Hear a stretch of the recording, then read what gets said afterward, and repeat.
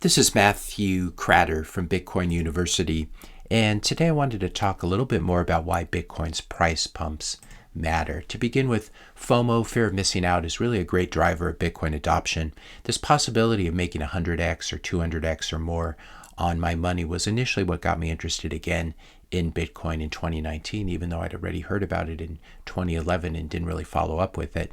So this is one thing about Bitcoin pumping. It gets people's attention again.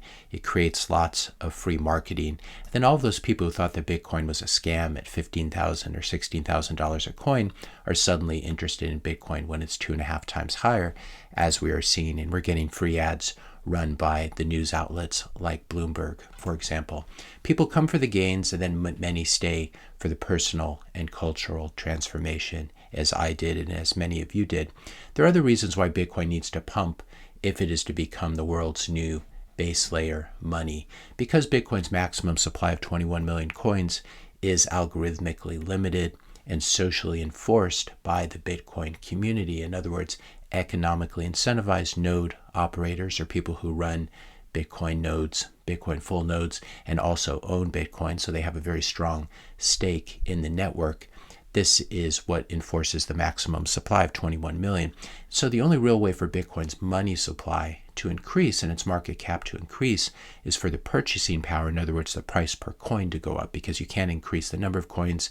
The only way you can increase the market cap is for the price of each coin to go up. The current global reserve asset, which is U.S. Treasuries, has a total value of approximately 33 trillion, as we can see here. And this is how central banks have been storing their trade surpluses, their country's trade surpluses, over the past 50 years since we left the gold standard. And so this is the global reserve asset. US dollars are obviously also the global reserve currency. So if Bitcoin were to replace US Treasuries as the global reserve asset, we could expect it to have a comparable market cap of 33 trillion. If we divide 33 trillion by 21 million coins, we get a price per coin of approximately 1.5 million. And I think that's fairly conservative, because there are many other stores of value that are equally as bad as treasuries. And so all of these different stores of value will be sucked into Bitcoin. If you're enjoying this video so far, I just ask you to hit the subscribe button, hit the like button, leave a comment, question, suggestion for a future video or topic, and also share this video with a friend or family member. So Bitcoin's price needs to adjust upwards so that it can serve as a global reserve asset and global reserve currency. And so this is one reason we need Bitcoin's price to pump. There's the liquidity angle as well. If Bitcoin has a market cap of only 800 billion, how can billionaires store their wealth in it? Elon Musk himself, for example, has a net worth of something like 250 billion, or approximately 30% of Bitcoin's market cap. Even being 1% of Bitcoin's market cap would be too much. So this in itself should tell you that if Bitcoin succeeds, as I expect it to, its market cap needs to be a multiple of where it is currently. The larger Bitcoin's market cap is, the more people and institutions that it can serve. And then the greater Bitcoin's liquidity, in other words, how easy it is to get into Bitcoin and out of Bitcoin, the more frictionless it will be for billionaires and institutions and large institutional investors, central banks, ultimately nation states, to port their wealth over into Bitcoin.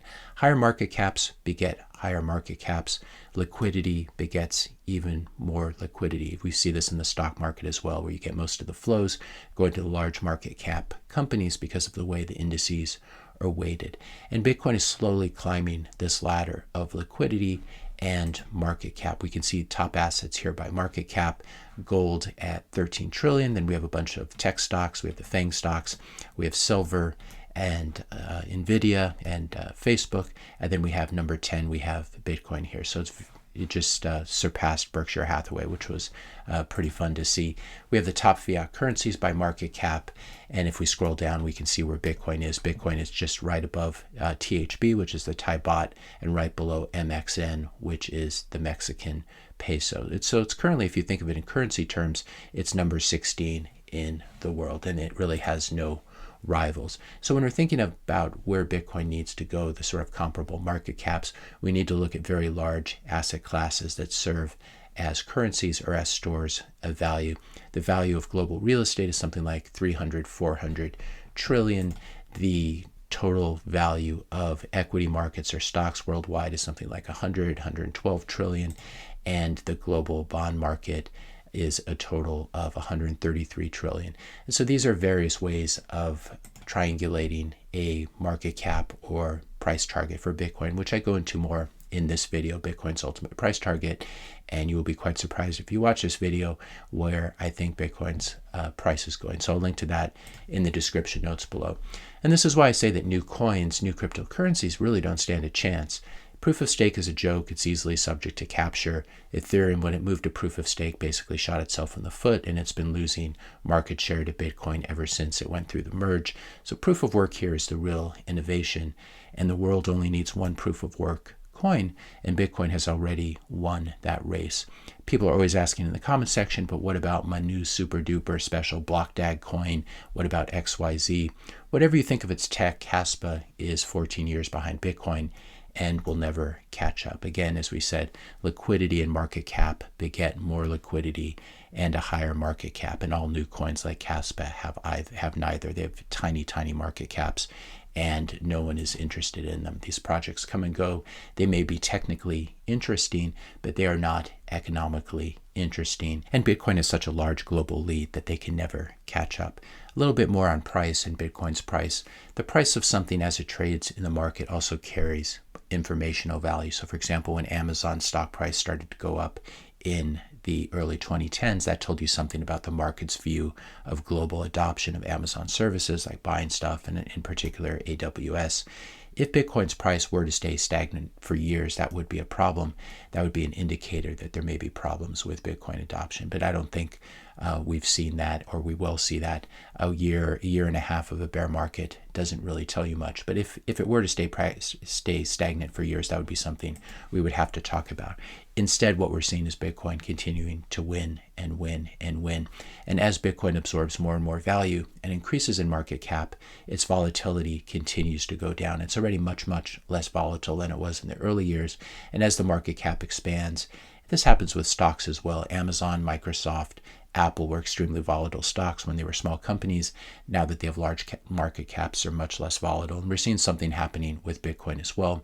And this really creates a virtuous circle where the market cap, liquidity go up, volatility goes down, and then more and more people want to use it as a medium of exchange, unit of account. And then the market cap goes up even more and the volatility goes down even more. And this is how Bitcoin has been winning and will continue to win. There's another common fallacy that's sort of adjacent that I wanted to address here. This idea that Bitcoin is only priced in US dollars. And so if the US dollar were to die or be defeated by Bitcoin, Bitcoin would then have no value. This doesn't make any sense. Bitcoin really has a million different exchange rates. You can price Bitcoin. You can say how many euros does Bitcoin buy, how many yen, how many Australian dollars, how many Canadian dollars does Bitcoin buy, how many Argentine pesos, how much gold does Bitcoin buy, obviously going up over time, how much silver does Bitcoin buy, also how many cows, how many eggs, how much milk does Bitcoin buy. So there are many, many different ways of valuing Bitcoin, and it's not dependent on the US dollar. It's not dependent on Tether. These are all ridiculous theories, as I've talked about in previous videos. Here's the conclusion. Bitcoin has already won. And the sooner you accept this fact, the better it will be for your financial future and your portfolio. Bitcoin has been the top quote-unquote crypto since 2009.